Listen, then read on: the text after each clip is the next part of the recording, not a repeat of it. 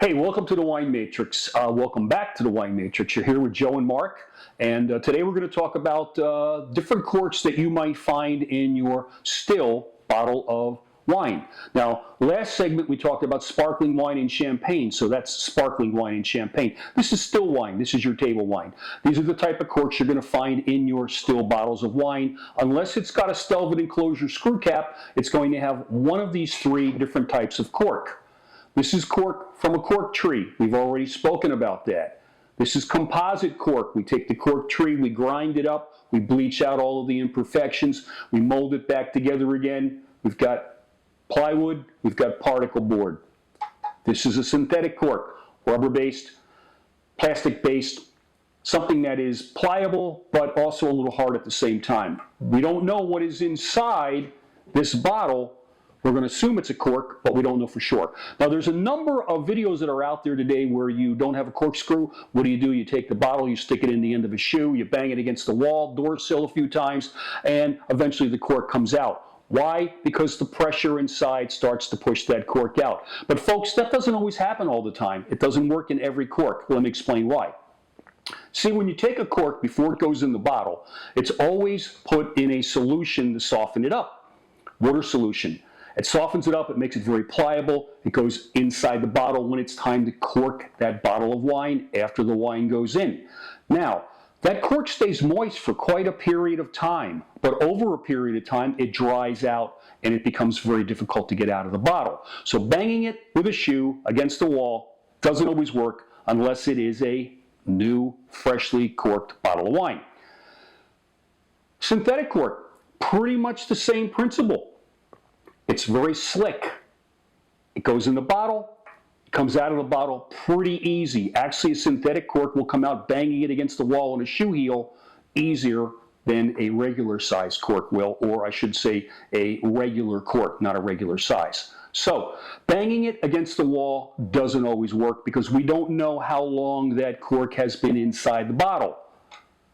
Enter the trusty old waiter's corkscrew or waiter's key. This is the one that you want to use. This is the easiest way to do that. But let's show you the proper way of opening the bottle with the waiter's key.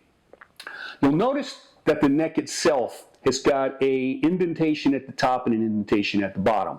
What we want to do is we want to grab from the bottom, and we're going to put our finger against it, our thumb against the back, because what happens is we can actually hold the bottle without our other hand because it's resting against that bottom indentation. But what we're going to do is we're going to turn the bottle, and we're going to do that in a counterclockwise way so that we are scoring that top capsule, and what we're going to do is we're going to pry that right off. Once it's done, we're going to open up our corkscrew.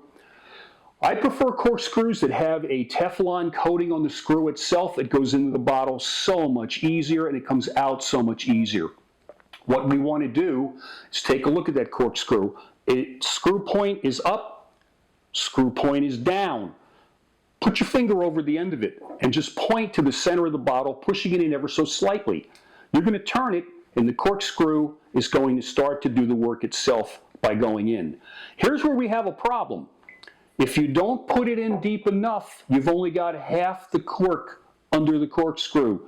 When you go to pull that corkscrew out, chances are you could very easily break off half that cork, leaving the other half in the bottom.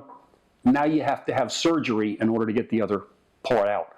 It's difficult. Don't do that. The other problem we make is taking it and pushing it all the way down, right to the point that you can't see the top of the screw anymore. Now what we've done is we've poked a hole in the bottom of the cork. Now we've got cork fragments, cork pieces in the wine. We don't want that.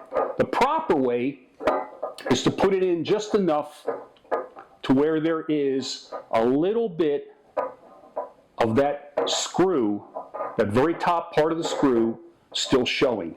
We're going to bend back. This is a 2-section, which I like. Bend back, push this top section over, we're going to lift it up. Go back once again, put the bottom section over, lift it up again. Don't take it out all the way, because what we're going to do is we're going to just push it out. A little bit of a hiss, everything is nice and smooth. Wine smells good. Oh, and by the way, when you stick it in the heel and bang it against the wall, you're shaking it all up inside. Wine doesn't like to be shaken up. Wine likes to be treated very delicately, which we just did. So that's how you open a bottle properly. We'll see you on the next segment of the Wine Matrix. Thanks for watching the Wine Matrix. If you enjoyed it, please like and subscribe. We'll see you next time.